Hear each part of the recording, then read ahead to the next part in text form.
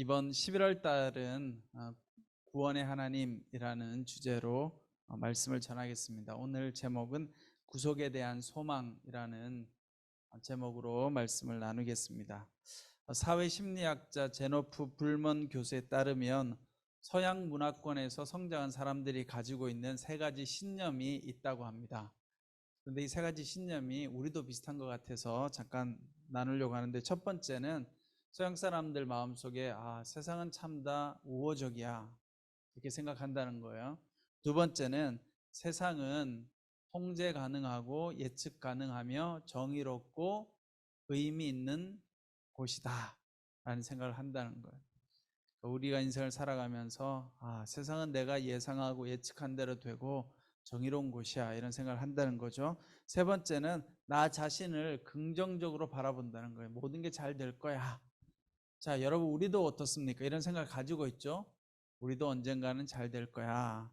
그래도 열심히 일하면 노력하면 세상은 정의롭고 공정하고 의미 있는 곳일 거야. 이런 생각을 다 가지고 살아갑니다. 그런데 그런 생각을 가지고 살다가 어떤 일이 일어나요? 할로윈 축제 같은 참사가 일어나죠. 그러면 세상이 공정하다고 느끼나요? 안전하다고 느끼나요?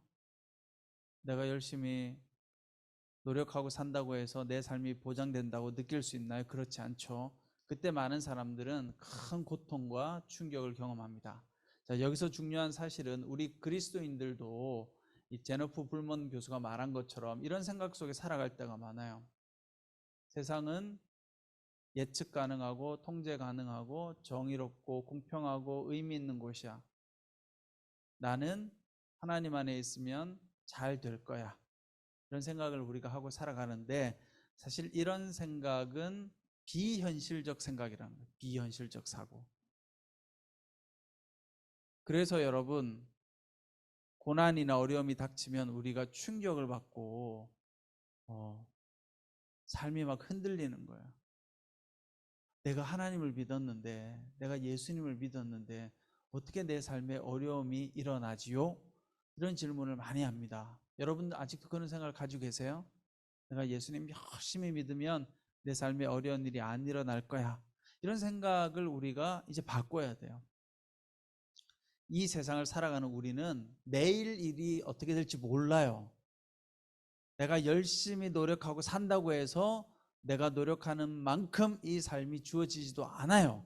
그걸 받아들여야 돼요. 그게 바로 세상이고, 그게 바로 현실이고, 그게 죄악된 세상인 거예요. 그래서 우리가 예수님이 필요한 거죠. 왜냐하면 우리는 예수님을 통해서 하나님의 은혜로 살아가는 존재, 은혜로. 오늘 지금 이 순간 여러분과 제가 이 자리에 앉아서 예배 드릴 수 있는 것도 하나님의 은혜예요. 이게 당연한 게 아니에요.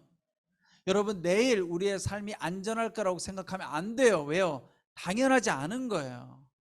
그런데 우리는 당연하다고 생각하기 때문에 어려운 일이 발생하면 충격을 받고, 특별히 우리 신앙인들은 더더욱 내가 믿음 생활을 잘하고 살았는데 어떻게 이런 일이 일어날까 이렇게 충격을 받는다는 거죠.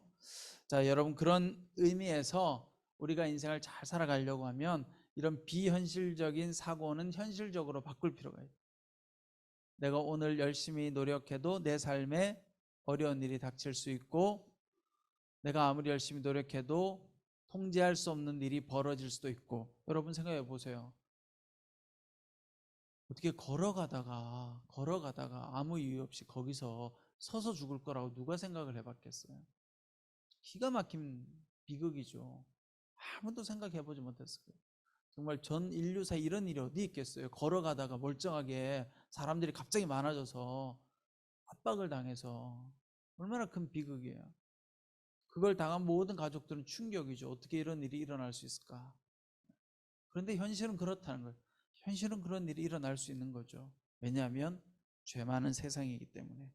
자, 그래서 오늘 우리가 어떻게 하면 믿음 생활 잘 할 수 있을까?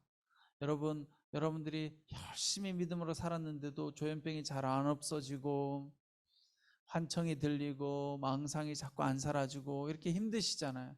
이런 상황 가운데 우리는 어떻게 믿음 생활을 해야 될까? 오늘 욥기서를 통해서 욥이 우리에게 주는 교훈을 한번 살펴보려고 합니다. 오늘 욥기서 19장 말씀은 욥기서에서 여러 가지 장면 중에서 아주 클라이막스에 해당되는 욥의 고백이 있는 내용이에요. 욥이 여러 가지 기가 막힌 말들을 많이 하지만 그 중에 아주 기가 막힌 이야기를 합니다. 여러분 잘 알다시피 욥은 이번에 헬로윈 참사처럼 욥도 똑같은 일을 경험했어요. 욥의 자녀들이요 모여가지고 밥을 잘 먹고 있는데 갑자기 하늘에서 불이 떨어져가지고 소와 양이 다 죽고 갑자기 그냥 바람이 몰아쳐가지고 그냥 다 욥의 자녀들이 죽잖아요. 가만히 있다가 똑같은 일을 겪은 거죠. 욥도. 그런데 그 욥이 살았던 세계관 속에는 오늘도 우리도 비슷하죠. 왜 자녀들이 갑자기 이런 재난을 당했을까? 왜 욥이 이런 어려움을 당했을까라고 했을 때 당시에 모든 사람들은 어떻게 해석했느냐? 다 욥의 죄 때문이라 그랬어요. 분명히 욥이 뭔가 하나님 앞에서 잘못 산 게 있기 때문에 이런 어려움을 당한 거야. 여러분 우리가 이번에 헬로윈 참사도 일어났을 때 사람들이 어떤 사람들이 있어요. 정말 공감 못하는 사람들은 왜 저 사람들 놀러 가다가 죽었는데 왜 거기에 우리가 애도를 해야 되느냐 이런 사람이 있단 말이야. 정말 이 공감 능력 제로죠. 아니 놀러 가든 뭘 하든 사람이 죽었으면 수많은 사람이 죽었으면 당연히 애도하고 슬퍼야죠. 그렇죠? 근데 어떻게 그걸 가지고 애도를 해야 되냐 마느냐 이런 이야기를 할 수 있겠어요. 근데 어쨌든 욥에 대해서도 마찬가지예요. 주변에 많은 사람들이 욥을 향해서 욥 당신이 잘못한 것이 있기 때문에 이런 어려움이 발생한 거야. 그러니까 빨리 하나님 앞에 엎드려서 회개하고 잘못을 구하면 하나님께서 당신의 어려움을 해결해 주실 거야. 이것이 당시 사람들의 해법이었어요. 그리고 친구들이 욥을 위로하러 와서 계속 이 이야기를 하죠. 그런데 오늘 말씀은 뭐냐면 욥이 그게 아닌 거예요. 여러분 욥이 뭘 잘못해서 지금 재난을 당했나요? 아니잖아요. 여러분들이 뭘 잘못해서 갑자기 조현병이 생겼나요? 아니잖아요. 여러분 우리가 잘못했다고 해서 하나님이 불안을 주고 조현병을 주는 게 아니에요. 인생을 살다 보면 왜 그런지 모르겠지만 조현병이 찾아올 수도 있고 불안이 찾아올 수도 있고 우울증에 걸릴 수도 있는 거예요. 우리는 왜요? 애시당초 우리는 죄성을 가진 존재로 태어났기 때문에 연약한 존재여서 어쩔 수 없이 우리의 삶 가운데 우리가 어려움을 겪을 수도 있는 거예요. 근데 그걸 자꾸 해석하려고 하면 안 돼요. 야, 믿음 생활 열심히 안 해서 당신 조현병 걸린 거야. 기도를 열심히 안 하니까 계속 그게 해결이 안 되지. 이렇게 해서는 안 된다는 거죠. 오늘 욥이 친구들이 욥을 향해서 계속 이야기하는 거예요. 빌다시 또 두 번째 이야기합니다. 욥, 너가 잘못한 것이 있기 때문에 너의 자녀들이 그렇게 죽은 거야. 그러니까 빨리 회개하고 돌아와야 돼 라고 하는 이야기에 욥이 이렇게 이야기하는 거예요. 23절 내 말이 기록된다면 그게 책에 쓰여진다면 철필과 나브로 바위 위에 영원히 새겨진다면 이 말은 무슨 말이에요? 내가 지금 내 삶에 대해서 하나님 앞에 정말 하고 싶은 말이 있는데 나는 절대로 죄를 짓지 않았어. 내가 잘못해서 지금 어려움을 당하고 있는 것이 아니야. 그렇지 않다라는 걸 내가 영원토록 기록해 두고 싶다는 거예요. 나중에 후대에 내가 정말 죄 때문에 이 어려움 당한 것이 아니라는 걸 누군가는 알 수 있도록 내가 기록하고 싶다는 거예요. 내 심정이. 자, 욥의 이런 태도 속에는 뭐가 있어요? 하나님 앞에서 자신의 믿음이 흔들리지 않는 거예요. 하나님, 저는 제가 뭘 잘못해서 지금 이런 일이 일어난 것이 아님을 고백합니다. 그러니 주님, 내가 주님만을 붙들고 계속적으로 나아가겠습니다 하고 흔들리지 않는 거예요. 근데 우리는 여러분 어때요? 불안이 오고 우울증이 오고 조현병이 오면 옆에서 자꾸 이야기하잖아요. 와서 여러분들한테 야 빨리 회개해. 너 요즘 믿음 생활 열심히 안 해서 그런 거야. 그러면 그런가? 생각해보면 그렇지, 내가 믿음 생활 열심히 안 한 것 같지 하고 또 막 회개 기도만 해요. 그게 아니다라는 거예요. 욥은 하나님 앞에서 하나님은 내 마음 아시죠? 나는 하나님만큼은 내 마음 아실 줄 아니 내가 주님을 붙들고 있겠습니다. 그러니 주여 나를 도와주십시오 라고 흔들리지 않는 믿음을 욥이 지금 가지고 있는 그 고백을 기록한 내용이 23절과 24절입니다. 여러분 그래서 우리에게 오늘 중요한 교훈은 뭐예요? 여러분들이 위기와 어려움 가운데서도 흔들리면 안 돼. 흔들리면 내가 뭘 잘못해서 그렇나? 내가 문제인가? 내가 별로 실력이 없고 볼품이 없는 존재여서 내가 이런 어려움을 겪는가? 이렇게 여러분들이 여러분들을 자책하면 안 된다는 거예요. 인생을 살다 보면 어려움도 찾아올 수 있지. 그러나 이건 내 문제가 아니라 하나님, 내가 하나님을 붙들고 있겠습니다. 하나님을 붙들고 있을 테니 주여 나를 도와주시옵소서. 이렇게 여러분 고백하시기 바랍니다. 네. 두 번째는 오늘 욥이 우리에게 주는 교훈은 우리를 구원할 자가 있다라는 거예요. 여러분, 욥이 살던 시대에 예수님이 계셨나요? 안 계셨죠, 그렇죠? 예수님이 있는지 없는지 몰라요. 욥이 살던 시대에는 성부 하나님만 믿고 있었단 말이에요. 그런데 욥이 어떤 고백을 해요? 그의 마음속에 위대한 고백을 하죠. 25절에 내 구속자가 살아계시고 그분이 결국에는 이 땅 위에 서실 것을 나는 알고 있다네. 나를 구원할 분명히 하나님께서 계시고 그 하나님이 언젠가는 이 땅 위에 서서 나를 구원할 줄 믿습니다. 얼마나 위대한 고백이에요. 그래서 이 욥기서 19장을 욥기서의 클라이막스라 그러는 거예요. 왜냐하면 보지도 않은 예수님을 믿음으로 고백하는 거예요. 분명히 내가 하나님 붙들고 있을 테니 하나님께서는 이 땅 가운데 오셔서 나를 구원하실 줄 믿습니다. 이렇게 고백하는 거죠.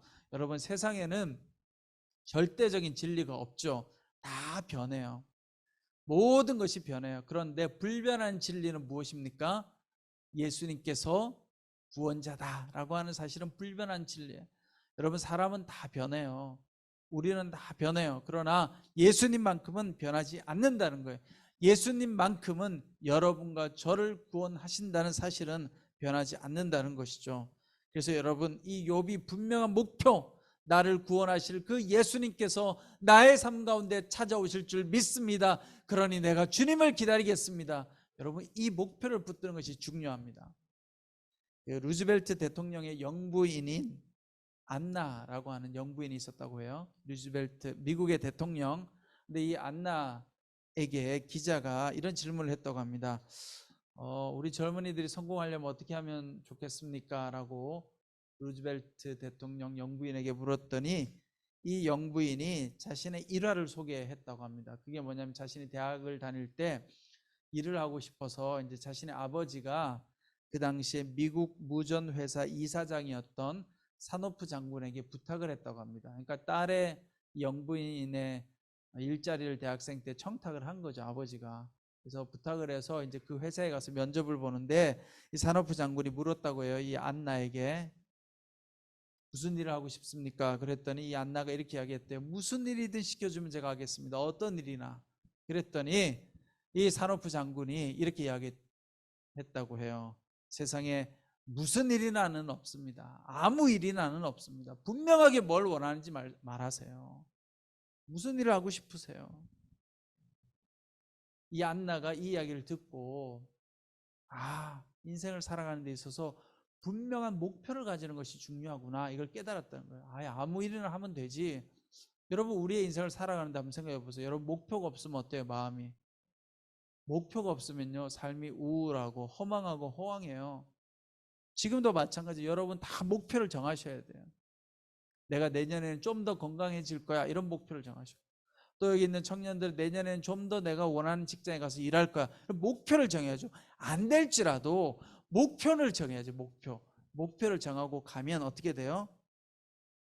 인생의 갈림길에서 흔들리지 않는 거예요, 여러분. 근데 목표가 없는 사람은 흔들려요, 항상. 목표가 없으니까 아무 일이나 하면 되지, 그냥 뭐 이렇게 계속 살면 되지, 이렇게 되는 거죠. 여러분, 욥은 목표를 가진 거예요. 분명한 목표. 어떤 목표예요? 구원자가 서실 것을, 내 구속자가 살아계시고 그분이 결국에는 이 땅 위에 서실 것을 나는 알고 있다네. 내 구원자가 이 땅 가운데 서실 것을 나는 알고 있다네.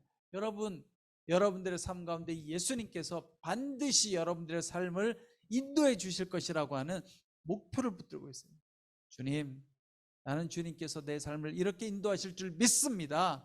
그 목표를 가지고 날마다 기도하세요, 여러분. 네? 변하지 않도록 날마다 목표를 붙들고 기도하다 보면 하나님께서 여러분들의 기도 가운데 응답해 주실 줄 믿습니다. 여러분, 욥을 보세요. 이 기도가 응답될 것 같아요? 여러분 욥의 이야기가 갑자기 어느 날 자기 재산이 다 사라졌잖아요. 도적질 당하고 불타고 자녀 10명이 다 죽었잖아요. 헬로윈 참사보다 더 비극적인 일을 당한 거예요. 그런데 욥이 절망하지 않고 어떻게 내가 예수님을 바라보기를 원합니다라고 분명한 목표를 가졌잖아요. 근데 친구들이 와서 또 욥의 마음을 막 흔들잖아요. 야, 너 잘못했다고 빨리 이야기해. 죄지었다고 빨리 이야기해. 근데 결국 나중에 어떻게 되는 줄 아세요? 하나님 나타나시잖아요. 그래서 욥의 친구들한테 하나님께서 야단치잖아요. 그리고 욥의 손을 들어준단 말이에요. 여러분 우리가 그날을 기대하면서 예수 그리스도를 붙들고 나아가면 주님께서 여러분들의 삶을 인도하실 줄 믿습니다. 이제 마지막으로 오늘 욥기 19장이 주는 교훈은 우리가 예수님을 목표로 삼아야 되지만 또한 날마다 예수님을 갈망해야 돼요. 갈망해야 돼요. 목표로만 삼고 살아가다 보면 어떻게 넘어져요. 그러니까 날마다 우리가 예수님을 사모하고 날마다 예수님을 갈망하고 날마다 예수님을 붙들어야죠. 여러분 날마다 예수님을 붙들려면 어떻게 해야 됩니까? 말씀을 묵상해야죠. 그렇죠? 말씀을 묵상해야죠. 우리가 큰 목표만 가지고 있으면요. 어느 날 가다가 목표가 안 이루어지는 것 같으면 어떻게 해요? 넘어지고 쓰러진단 말이에요. 그러니까 하루하루 어떻게 우리가 주님을 갈망하고 주님을 부르고 주님을 묵상하다 보면 주님께서 우리의 삶을 인도해 주십니다. 오늘 27절 말씀을 보면 내가 그분을 뵐 것이요 내 두 눈으로 그를 뵐 걸세 내 간장이 내 안에서 타들어가는구나. 내가 예수님을 볼 것이라고 고백하죠. 나는 꼭 예수님을 볼 것입니다. 내 마음이 타들어갈 정도로 애간장이 녹도록 내가 예수님을 갈망하고 그리워합니다 라고 고백합니다. 여러분 1984년도에 도쿄 국제 마라톤 대회에서 일본 선수 야마다 호니치 선수가 세계 챔피언에 올랐다고 해요. 마라톤 1등을 했다고 합니다. 그런데 이 선수가 그 당시에 무명이었다고 해요. 그런데 어떻게 우승할 수 있었을까? 기자들이 질문합니다. 어떻게 당신 우승할 수 있었습니까? 마라톤 42.195km를 갑자기 그렇게 잘 뛰어서 우승을 했습니까? 물어보니까 이 선수가 이렇게 이야기하는 거예요. 자기는 항상 마라톤이 열리기 전에 그 경기장을 차를 타고 다 코스를 답사한다는 거예요. 미리 가가지고 경기장 코스를 다 둘러본다는 거예요. 둘러보고 머릿속에다가 입력을 한다는 거예요. 아, 여기 첫 번째 코스를 지나면 전봇대가 있고 또 조금 더 한 1km를 가다 보면 그 다음에 빨간 집이 있고 또 조금 더 가다 보면 뭐 로터리가 있고 이렇게 머릿속에 넣어놓고 첫 번째는 전봇대를 목표로 달린다는 거예요. 그 다음에는 빨간 집을 기억했잖아요. 빨간 집을 목표로 해서 달린다는 거예요. 이렇게 달리다 보니까 어느새 42.195km를 잘 달릴 수 있었다는 거예요. 근데 예전에 자기가 기록이 안 좋았을 때는 꼬린 지점만 바라보고 갔다는 거예요. 꼬린 지점. 그럼 여러분 꼬린 지점이 얼마나 힘들어요. 42.195km를 끝까지 가야 되니까 막 달리다가 아직 얼마나 남았을까? 얼마나 더 가야 돼? 이런 마음이 있잖아요. 그런데 이렇게 짧은 거리에 목표물을 두고 가니까 덜 힘든 거예요. 아, 이번에는 빨간 전봇대만 찾으면 돼. 그 다음에는 파란색 집만 찾으면 돼. 여러분 우리가 예수 그리스도가 우리 삶의 목표지만 그냥 주님이 내 삶의 목표입니다 이러고 있으면 우리가 어떻게 돼요? 넘어지잖아요. 주님이 구원자입니다. 다 알죠. 그런데 하루하루 우리가 예수님을 묵상하는 거예요. 하루하루 여러분들이 예수님께 구하는 거예요. 삶의 작은 것일지라도 주님을 구하고 그래서 주님을 만나다 보면 이 장기적인 우리의 인생길을 어떻게 해요? 잘 달려갈 수가 있는 거죠. 그러니까 여러분 오늘 하루도 또 이번 한 주간도 주님을 갈망하면서 주님 이번 한 주간은 내 삶 가운데 이렇게 인도하여 주십시오. 또 다음 한 주간은 주님 내 삶을 이렇게 인도하여 주십시오. 그렇게 가다 보면 여러분들이 원래 붙들고 있었던 목표 있죠.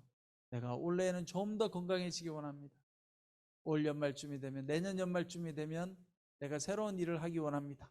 큰 목표를 가지되 하루하루 주님을 바라보면서 주님과 대화하고 그렇게 주님을 만나고 가다 보면 우리가 하루하루 잘 이겨내고 가다 보면 어느 순간 예수님께서 우리의 삶을 우리가 목표한 곳으로 잘 인도해 갈 줄 믿습니다. 여러분 제가 서두에 이야기한 것처럼 우리의 인생에 내일은 잘 될 거야, 이런 건 없어요. 내일은 우리 삶이 보장될 거야, 이런 게 없어요. 여러분, 내일 길을 잘 가다 갑자기 거기 서가지고 죽을 줄 누가 알았겠어요? 이런 일이 누가 예측을 하겠어요? 세상은 예측 불가능해요. 여러분, 세상은요 그렇게 공평하지 않아요. 너무 절망하지 마세요. 공평하지 않다고. 내가 왜 나는 조현병에 걸려서 다른 사람들처럼 저렇게 잘 일하고 싶은데 나는 이렇게 힘들지? 불공평해. 원래 불공평해요, 여러분, 세상은. 그래서 우리에게는 뭐가 필요해요? 예수님이 필요한 거예요. 예수님 어떤 존재예요? 우리가 비록 죄인이지만 우리를 구속하여 주시고 우리에게 은혜를 주시는 분이잖아요. 그러니까 우리는 항상 예수님의 은혜를 구하는 거예요. 하루하루 그렇게 은혜를 구하다 보면 하나님께서 언젠가 여러분들이 정말 붙들고 소망하는 그 소망의 자리로 여러분들을 인도해 주실 줄 믿습니다. 여러분 모두가 예수님 안에서 승리하는 여러분 되시기를 축원합니다. 기도하겠습니다. 사랑과 은혜가 많으신 하나님 아버지, 욥이 큰 고난 가운데서도 욥은 절망하거나 낙심하지 않고 예수님을 끝까지 붙들었습니다. 하나님, 우리의 삶 가운데도 예상하지 못하는 많은 어려움들이 찾아옵니다. 그럴 때마다 우리가 절망하지 않게 해주시고 늘 주님을 붙들고 하루하루 믿음으로 살아가는 우리 모든 한마음 성도님들 다 될 수 있도록 주님 역사하여 주시옵소서.